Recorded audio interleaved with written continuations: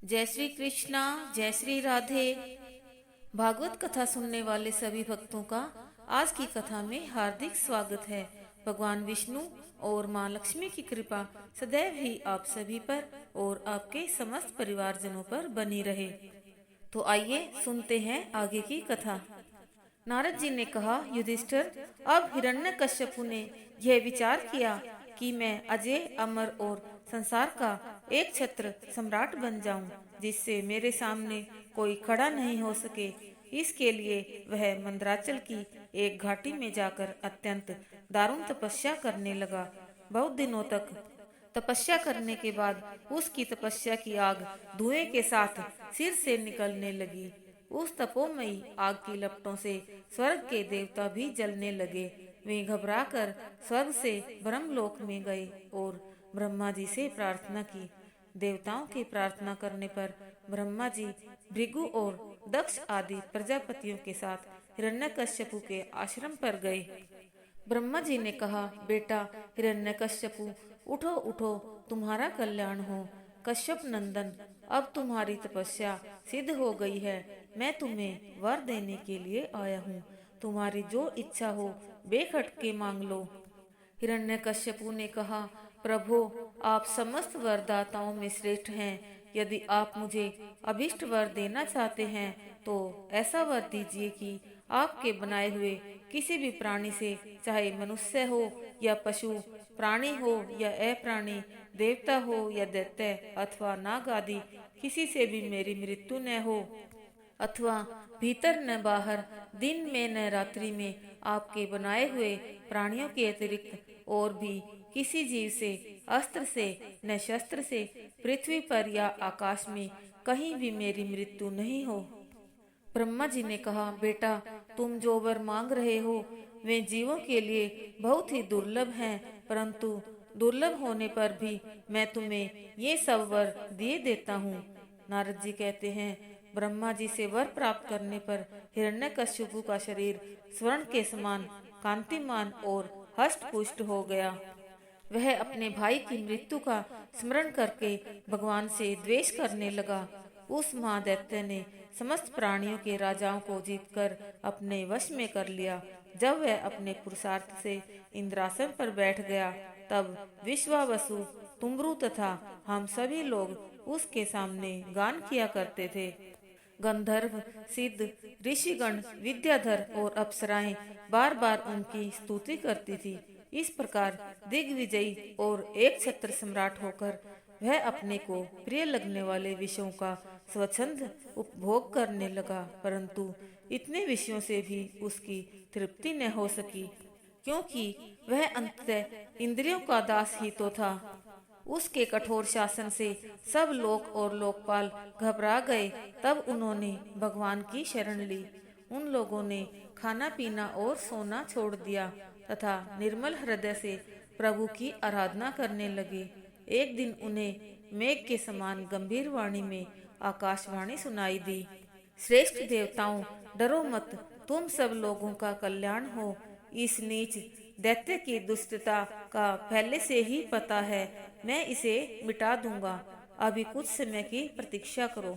कोई भी प्राणी जब देवता, वेद, गाय, ब्राह्मण, साधु, धर्म और मुझ से द्वेष करने लगता है, तब शीघ्र ही उसका विनाश हो जाता है। जब यह अपने वैरहीन शांति और महात्मा पुत्र प्रहलाद पर अत्याचार करेगा, तब वर के कारण शक्ति संपन्न होने पर मैं इसे अवश्य मार डालूंगा। युधिष्ठिर, हिरण्यकशिपु के 4 पुत्रों में यूं तो प्रहलाद सबसे छोटे थे, परंतु वे गुणों में सबसे बड़े थे। वे बड़े संत सेवी थे, ब्राह्मण, भक्त, सौम्य स्वभाव, सत्य प्रतिज्ञा और जितेंद्रिय थे तथा समस्त प्राणियों के साथ अपने ही समान समता का बर्ताव करते थे। इंद्रिय, प्राण, शरीर और मन उनके वश में थे। उनके चित्त में कभी किसी प्रकार की कामना नहीं उठती थी। जन्म से असुर होने पर भी उनमें आसुरी वृत्ति का लेश भी नहीं था। जैसे भगवान के गुण अनंत हैं, वैसे ही प्रहलाद जी के श्रेष्ठ गुणों की कोई सीमा नहीं है। युधिष्ठिर जी, प्रहलाद भगवान के परम प्रेमी भक्त, परम भाग्यवान और उच्च कोटि के महात्मा थे। हिरण्यकश्यपु ऐसे साधु पुत्र को भी अपराधी बनाकर उसका अनिष्ट करने की चेष्टा करने लगा। नारद जी कहते हैं, हे युधिष्ठिर, शुक्राचार्य जी के पुत्र षंड और अमर्क सब असुर बालकों के गुरु थे। प्रहलाद भी उनकी पाठशाला में ही जाता था। एक समय प्रहलाद ने कितना पढ़ लिया है यह जानने की इच्छा से हिरण्यकश्यपु ने उसे गोद में बैठाकर पूछा, पुत्र बताओ तो सही, तुम्हें कौन सी बात अच्छी लगती है। प्रहलाद ने कहा, पिताजी, संसार के प्राणी मैं और मेरे के झूठे आग्रह में पड़कर सदा ही अत्यंत उद्विग्न रहते हैं।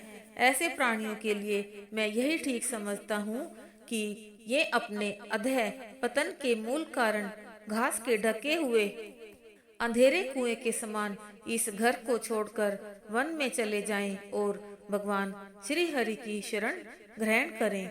नारद जी कहते हैं, प्रहलाद के मुंह से यह सुनकर हिरण्यकश्यपु कुछ चकराया, परंतु पीछे प्रहलाद के कथन को बाल बुद्धि मानकर उससे गुरुओं को सचेत कर दिया। इसके पश्चात उन अध्यापकों ने उसकी तरफ सतर्क दृष्टि रखी तथा दंड का प्रयोग भी प्रारंभ कर दिया। कुछ दिन पश्चात हिरण्यकश्यपु ने पुनः पुत्र को बुलाकर पूछा। तब प्रहलाद ने फिर भी यही कहा, पिताजी, परमात्मा में सर्वथा लीन रहना ही मैं सर्वोत्तम मानता हूँ। यह सुनकर हिरण्यकश्यपु सब प्रकार से चिढ़ गया और क्रोध में आकर प्रहलाद को अपनी गोदी से दूर फेंक दिया और पास में खड़े हुए सभी राक्षसों से कहा, इसे तुम दूर ले जाकर शीघ्र ही मार डालो।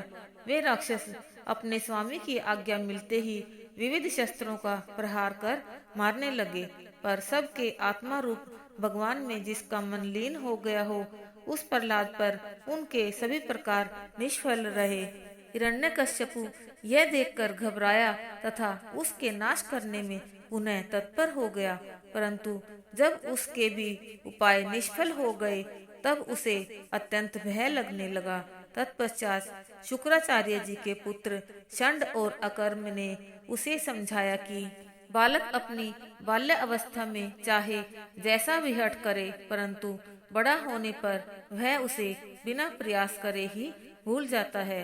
उसके बाद प्रहलाद के आसपास पहरे का पूर्ण प्रबंध कर अन्य बालकों के साथ दोनों अध्यापक उसे 3 पुरुषार्थों धर्म, अर्थ और काम का ज्ञान प्रदान करने लगे, परंतु प्रहलाद इस विद्या को ठीक नहीं मानता था। वह गुरुओं की अनुपस्थिति में अपने साथियों को भी भगवत भक्ति की आवश्यकता और महिमा का ज्ञान देता था। प्रहलाद जी ने कहा, मित्रों, इस संसार में मनुष्य जन्म बड़ा ही दुर्लभ है। इसके द्वारा अविनाशी परमात्मा की प्राप्ति हो सकती है, परंतु पता नहीं कब किसका अंत हो जाए।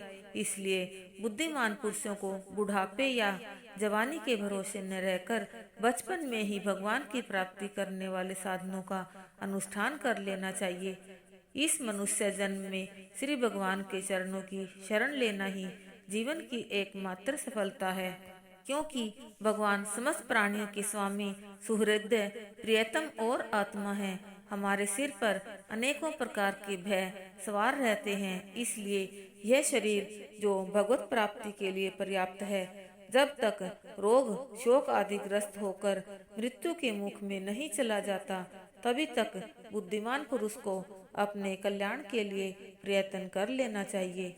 दैत्य बालकों, जिसकी इंद्रियां वश में नहीं है, ऐसा कौन पुरुष होगा जो घर गृहस्थी में आसक्त और माया ममता की मजबूती फांसी में फंसे हुए अपने आप को उससे छुड़ाने का साहस कर सके। यह मेरा कुटुंब है, इस भाव में वह इतना रम जाता है कि उसी के पालन पोषण के लिए अपनी अमूल्य आयु को गंवा देता है और उसे यह भी नहीं जान पड़ता कि मेरे जीवन का वास्तविक उद्देश्य नष्ट हो रहा है। यदि इन कर्मों में कुछ सुख मिले तो भी एक बात है, परंतु यहाँ तक वह जहाँ जहाँ भी जाता है, वहीं वहीं दैविक और भौतिक ताप उसके हृदय को जलाते ही रहते हैं। फिर भी वैराग्य का उदय नहीं होता, कितनी विडंबना है। मित्रों, भगवान को प्रसन्न करने के लिए कोई बहुत परिश्रम या प्रयत्न नहीं करना पड़ता, क्योंकि वे समस्त प्राणियों के आत्मा हैं और सर्वत्र सबकी सत्ता के रूप में स्वयं सिद्ध वस्तु हैं। ब्रह्मा से लेकर तिनके तक सभी छोटे बड़े प्राणियों में, पंचभूतों से बनी हुई वस्तुओं में, पंचभूतों में, सूक्ष्म तन्मात्राओं में, महतत्व में, तीनों गुणों में और गुणों की साम्यावस्था प्रकृति में एक ही अविनाशी परमात्मा विराजमान है। वे ही समस्त सौंदर्य, माधुर्य, ऐश्वर्यों की खान है। इस प्रकार शास्त्रों में धर्म, अर्थ और काम, इन तीनों पुरुषार्थों का भी वर्णन है। आत्मविद्या, कर्म कांड, न्याय, तर्क शास्त्र, दंडनीय और जीविका के विविध साधन, ये सभी वेदों के प्रतिपाक्ष्य विषय हैं। परंतु यदि ये अपने परम हितैषी परम पुरुष भगवान श्री हरि को आत्मसमर्पण करने में सहायक हैं, तब ही मैं इन्हें सत्य सार्थक मानता हूँ। अन्यथा ये सब के सब निरर्थक हैं। यह निर्मल ज्ञान जो मैंने तुम लोगों को बतलाया है, बड़ा ही दुर्लभ है। इसे पहले नर नारायण ने नारद जी को उपदेश किया था और यह ज्ञान उन सब लोगों को प्राप्त हो सकता है जिन्होंने भगवान के अनन्य प्रेमी और अकिंचन भक्तों के चरण कमलों की धूलि से अपने शरीर को नहला लिया हो। यह विज्ञान सहित ज्ञान विशुद्ध भागवत धर्म है। इसे मैंने पहले देवर्षि नारद जी के मुंह से सुना था।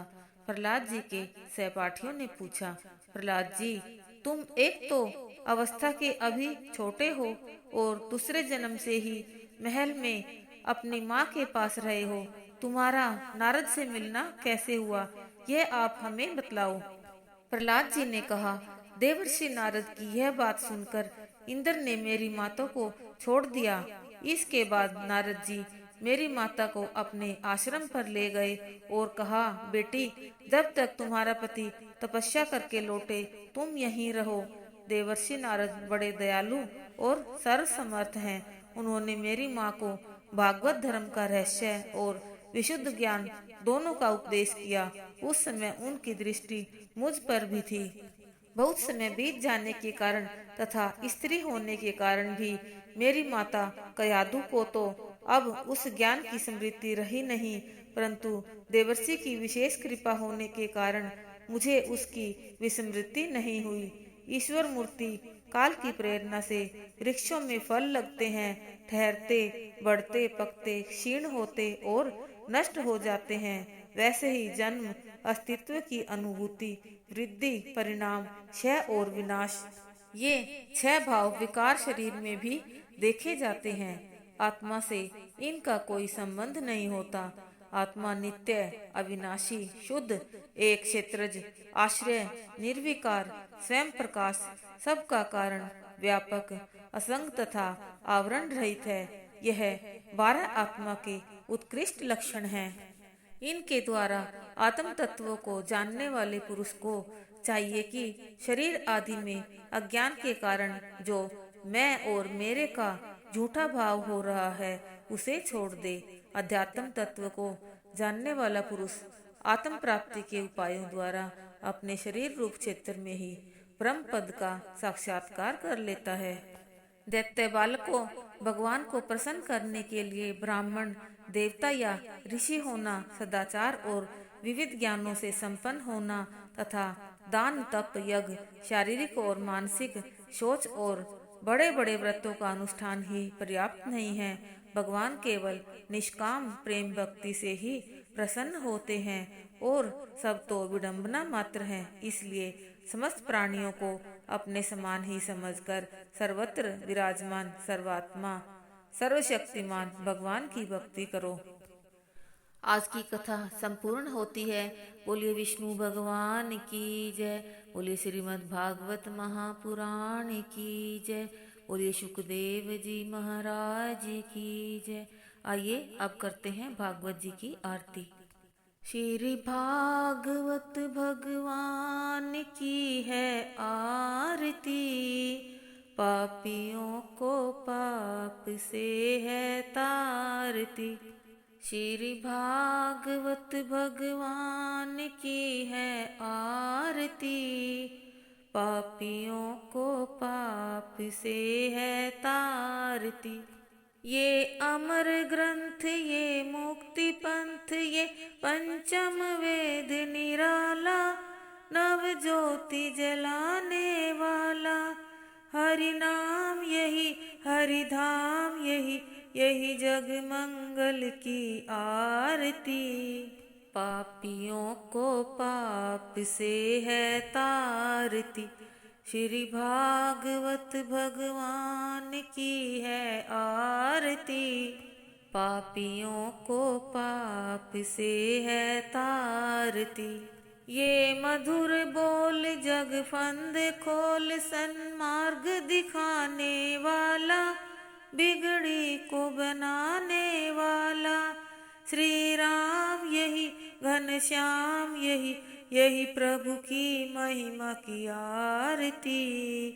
पापियों को पाप से है तारती। श्री भागवत भगवान की है आरती। पापियों को पाप से है तारती। श्री भागवत भगवान की है आरती। पापियों को पाप से है तारती। पापियों को पाप से है तारती। पापियों को पाप से है तारती। जय जय श्री राधे, जय जय श्री राधे, जय जय श्री राधे श्याम।